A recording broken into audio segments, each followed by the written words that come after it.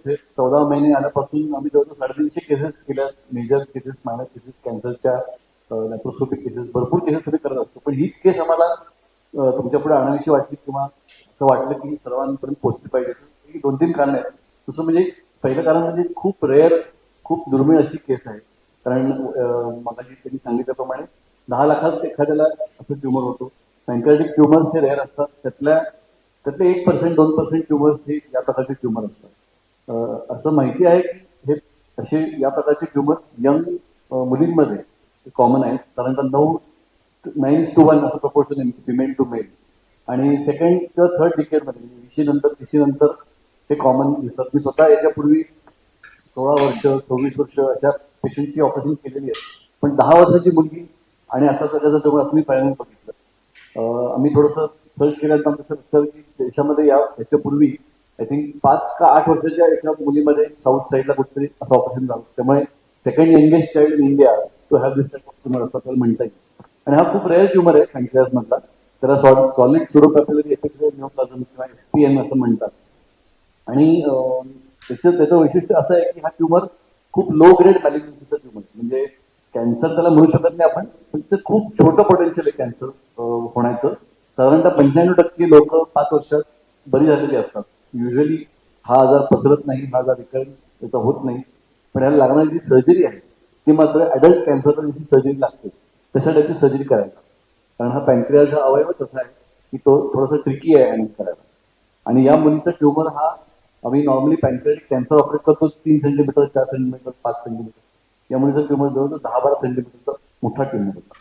आणि कोइन्सिडेंटली ती शाळेमध्ये कराटे खेळताना पोटात लात लागली म्हणून दुखलं पोट म्हणून सोनोग्राफी केली. आणि शॉक बसला आई वडिलांना की कारण सोनोग्राफीमध्ये त्याला ट्युमर सांगितलं. मग त्याच्यानंतर त्यांनी स्कॅन केला. स्कॅन केल्यावर बायोप्सी केली. बायोप्सी केल्यावर हे पिक्चर पुढे आलं आणि ते एकदम पॅनिक होऊन गेले. त्यांना म्हणजे 10 वर्ष 2 मुली 10 वर्षाची थोडी छोटी आहे आणि त्यांना कळे ना की कसं हँडल करावं हे. आणि ट्युमर आहे पॅन्क्रियाज, मोठा ट्युमर असं डॉक्टर पण बाकीचे लोक म्हणजे सिरियस असल्यामुळे ते समजतं डॉक्टरच्या चेहऱ्यावर पेशंट्सना पण की काहीतरी सिरियस गोष्ट आहे. मग ते 3-4 हॉस्पिटल्स, 3-4 डॉक्टर्स भेटले, माझ्याकडे येऊन गेले इथे मणिपालला. त्याच्यानंतर पण बाहेर जाऊन अजून ठिकाणी जाऊन आले. पण शेवटी सगळं त्यांना व्यवस्थित समजावून सांगितल्यानंतर ते agreed to get operated over here. त्यांच्या बायोप्सीमध्ये ट्युमर आलेला होता. आणि 27 जानेवारीला आम्ही त्यांची सर्जरी केली. आमची टीम आहे, एका माणसाचं काम नाही. माझ्याबरोबर अजून पेडियाट्रिक सर्जन होते, गॅस्ट्रोएंटरॉलॉजिस्ट सर्जन होते, अनेस्थेसिस्ट टीम होती. या मॅडम ज्या इंटेन्सिव्हिस्ट आहेत आणि पेडियाट्रिक स्पेशालिस्ट आहेत त्या होत्या. अजून एक पिडियाट्रिशियन पण होत्या की ज्या पेशंटला बघत होत्या. त्या सर्वांच्या टीमने, अजून माझे असिस्टंट, ओटी मधली लोक, बरेचसे खूप लोक आपापला हातभार लावतात आणि हे ऑपरेशन झालं. आम्हाला चिंता अशी होती की जर कॅन्सरचं ऑपरेशन करायला लागलं तर पॅन्क्रियाज बरोबर आतड्याचा काही भाग, जेवढं त्यांना म्हणतात, पित्ताच्या नळीचा काही भाग तोही काढायला लागतो. आणि मग तो परत जोडणं आणि ते जोड नीट भरणं हे थोडं त्रासदायक असतं, विशेषतः लहान मुलांमध्ये, कारण ते अवयव खूप छोटे छोटे असतात. पण चांगली गोष्ट अशी झाली की ऑपरेशन करताना आम्हाला तो आतड्याचा भाग वाचत आला, पित्ताच्या नळीला काही धक्का लावला नाही. आणि पॅन्क्रियास असं एक आडवा अवयव असतो पॅन्क्रियास, त्यातला मधला फक्त ट्युमरचा भाग थोडा मार्जिन बाजूला ठेवून आम्ही काढू शकतो. आणि मग जे उरलेलं पॅन्क्रियास होतं त्या पॅन्क्रियासला जे त्याच्या पॅन्क्रियासची ज्युसेस असतात, पॅन्क्रियाटिक सिक्रिशन्स असतात, ते आतड्यामध्ये जाऊन पचनाला कारणीभूत असतात. तर त्याला परत आम्हाला एक अॅनास्टोमोसिस जोड करायला लागला.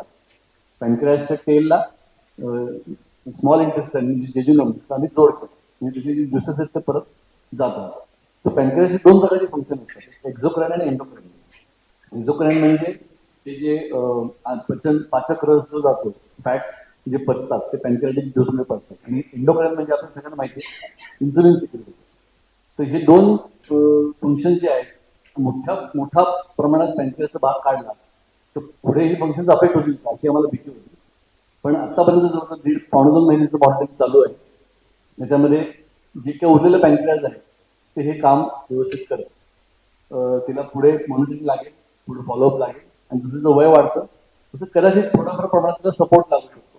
पण मेजरली असं खूप तिला काही रिस्ट्रिक्शन्स येतील किंवा तिच्या काही लाईफस्टाईलमध्ये बंद करायला लागेल असं काही नाही.